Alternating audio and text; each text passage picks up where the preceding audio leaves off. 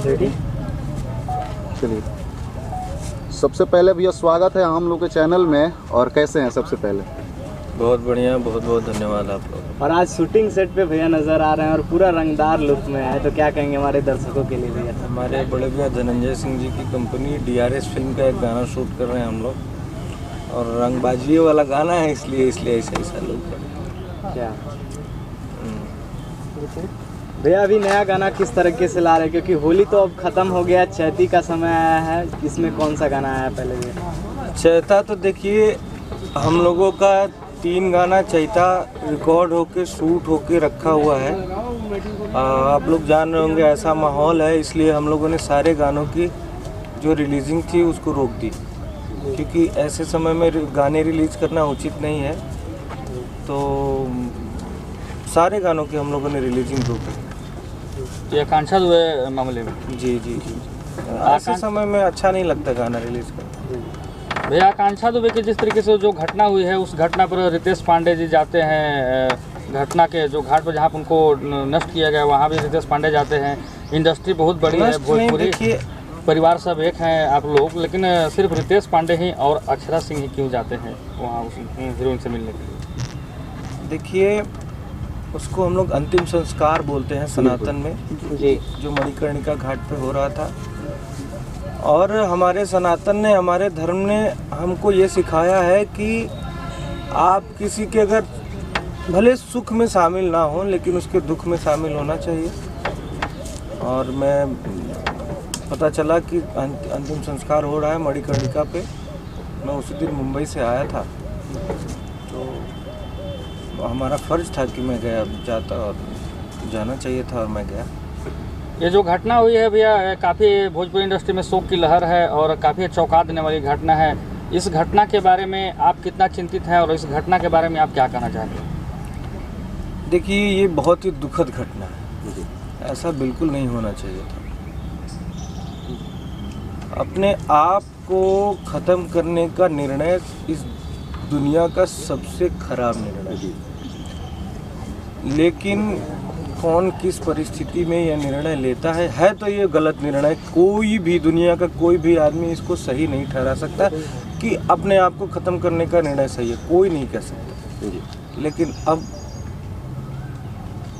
जाने वाला तो चला गया, वो किस परिस्थिति में ऐसा कदम उठाया भगवान जाने। ऊपर भगवान है, नीचे कानून है, संविधान है हमारा, हम जिस देश में रहते हैं यही पता लगाएगा। भैया उस घटना के पीछे समर सिंह का काफ़ी नाम आ रहा है जोर से, जो समर सिंह भोजपुरी इंडस्ट्री से आते हैं। आपको क्या कहना है आकांक्षा दुबे की घटना के बारे में, कि अच्छी तरीके से इसका जांच हो? बिल्कुल, देखिए कानून अपना काम कर रहा है, और खास करके बाबा का शासन है, बाबा का राज्य है। यहाँ पे हमें नहीं लगता कि किसी के साथ अन्याय होगा, सबको न्याय मिलेगा। कानून अपना काम कर रहा है। अगर हम ये चाहते हैं कि भैया दोषी जब अगर कोई हो तो उसे बख्शा न जाए, लेकिन निर्दोष अगर कोई हो तो वो भी बेचारा फंसे ना। हाँ, दोषी हो तो ना बख्शिए, लेकिन निर्दोष भी अगर कोई हो तो वो बेचारा फंसे ना। हम बहुत सुनते हैं कि निर्दोष लोग भी फंस जाते हैं, तो ऐसा भी नहीं होना चाहिए। दोषी है तो उसे ज़रूर सजा दीजिए, मगर निर्दोष भी कोई फंसना नहीं चाहिए। भैया निष्पक्ष जांच होना चाहिए। निष्पक्ष जांच। एक सवाल भैया, का भोजपुरी इंडस्ट्री में अभी भी एकता बाटे? क्योंकि भैया भोजपुरी को परिवार कहा जाता है, लेकिन परिवार नज़र नहीं आ रहा है। किस तथ्य के आधार पे बोल रहे हैं आप ऐसा? जिस तरह से भैया उनके 100 को जब अंतिम संस्कार के लिए मंजिका घाट ले गया गया था, हाँ। तो वहाँ पे जब उनका अंतिम संस्कार हो रहा था तो 7-8 आदमी ही दिख रहे थे कहीं ना कहीं। देखिए, अभी तो देखिए, अभी मैंने देखा अक्षरा सिंह जी गई थी जी, और भी लोग मेरे ख्याल से जाएंगे, क्योंकि देखिए जो अंतिम संस्कार यहाँ पे मणिकर्णिका पे हो रहा था, तो वो किसी को पता नहीं था कि किस टाइम में लोग शव लेके जाएंगे और वहाँ पे अंतिम संस्कार करेंगे। हम लोगों का तो मान लीजिए हम लोग बनारस में हैं, चारों तरफ हम लोगों के लोग हैं, तो हम लोग पता करके वहाँ पे चले गए। लेकिन और लोगों को पता नहीं था। जैसे हमसे अभी कल या परसों ताराचंडी महोत्सव था, वहाँ पे कल्लू जी हमसे मिले थे। उन्होंने हमसे पूछा आप गए थे? मैंने बोला हाँ गए थे। वो बोले हमें पता ही नहीं चला, नहीं तो हम भी आते।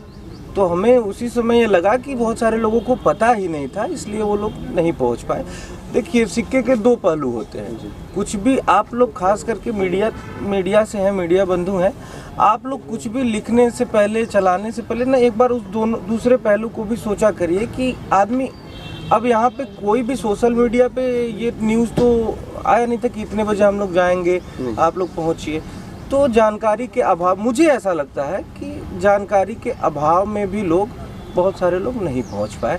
नहीं तो हमारे बनारस में भी काशी फिल्म संस्था है, बहुत सारे हमारे, अगर मुझे भी लगता है इस सेट पे जितने सारे लोग हैं, अगर उन लोग को पता होता तो मुझे लगता है कि इसमें से 50% लोग तो जाते हैं। आकांक्षा जी मतलब एकदम फ्रेंडली लड़की थी, एकदम बिंदास रहने वाली, सबके साथ घुल मिल के काम करने वाली। तो मुझे नहीं लगता है कि किसी को अगर पता चलता तो उनके अंतिम संस्कार में नहीं पहुँचते। जिस तरह से भैया उनके बॉडी को जब होटल से लेके जाया जा रहा था, एक पिकअप में लवारिस के तरह उनके लाश को जब इस तरह से लेके जाया जा रहा था, क्या एक एम्बुलेंस नहीं हो सकता था? मैं ये जानना चाहता हूँ। ये तो देखिए प्रशासन का काम है, ये प्रशासन के अंदर का मामला है, उस पर टिकट। लेकिन भैया एक सेलिब्रिटी थी इंडस्ट्री की, वो भी थी सेलिब्रिटी थी, जो कुछ ऐसे कुछ नहीं है उनको तिरंगा में भी लपेट कर ले जाया। देखिए भैया, हमारे ख्याल से जो शासन, प्रशासन और संविधान की नज़र में हम सेलिब्रिटी हैं या कुछ भी हैं, सारे नागरिक एक समान हैं।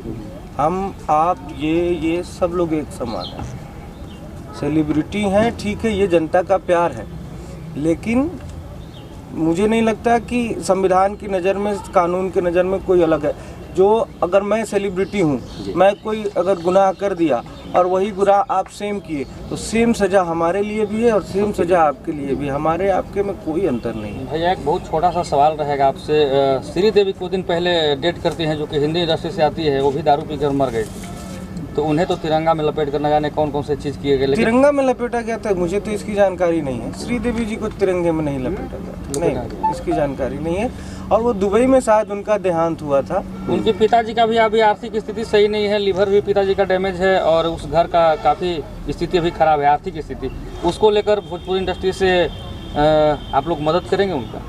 हम लोग कल ही बात कर रहे थे, हमारे बड़े भाई हैं प्रिंस पांडे जी, उनके साथ हम लोग बैठ के बात कर रहे थे कि अगर ऐसी कोई बात आती है कि आर्थिक सहायता उस परिवार को ज़रूरत महसूस होती है, तो हम लोग ज़रूर उस परिवार के साथ खड़े रहेंगे।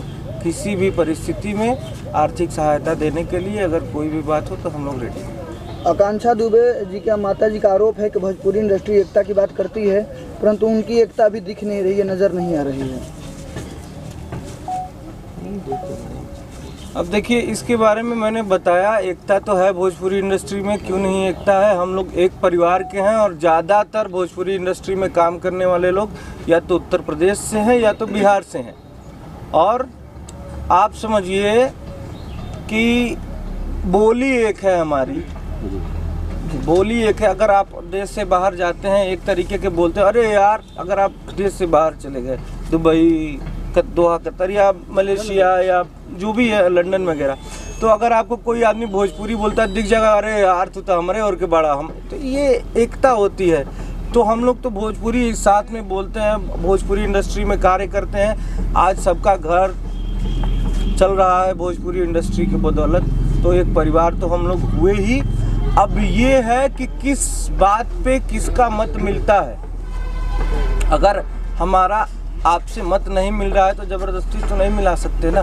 कौन किस मत का है, कौन क्या सोचता है, इस पे अपना सोच आदमी दूसरे पे थोप नहीं सकता है। हमारे भोजपुरी इंडस्ट्री में अभी 3 सांसद हैं, किन्हीं का अभी कोई बयान नहीं आया है अक्षरा दुबे का भी। किस मामले में? आकांक्षा दुबे में उनकी मां के का नाम था कि 3 सांसद है, वो भी भोजपुरी कलाकार हैं, दिनेश लाल यादव और रवि किशन जी और मनोज तिवारी, लेकिन उनका किन्हीं का बयान नहीं आया अभी तक। किस मामले में? इस मामले में क्या मतलब? मां का आरोप है कि भोजपुरी से 3 सांसद है जी, कोई आवाज नहीं उठा रहा है। यूपी के मामले में बोल रहे कि यूपी में हम हैं और सरकार से मांग करते हैं, और 3 सांसद हैं भोजपुरी इंडस्ट्री से। हमने तो देखा था दिनेश भैया का पोस्ट, और भी बहुत सारे पोस्ट देखे थे, उन लोगों ने पोस्ट तो डाले थे। अब हो सकता है कोई उनका निजी कारण हो जिसकी वजह से अभी नहीं कर रहे हो सकता है कि कर भी रहे हों। इसके बारे में हमें कोई जानकारी नहीं है, इस पर कोई टिप्पणी। क्या रितेश पांडे जी इस केस में सीबीआई जांच की मांग करते हैं? बिल्कुल, अगर परिवार संतुष्ट नहीं है आपके पुलिस के जांच से। वैसे मुझे लगता है कि उत्तर प्रदेश पुलिस बहुत सक्षम है।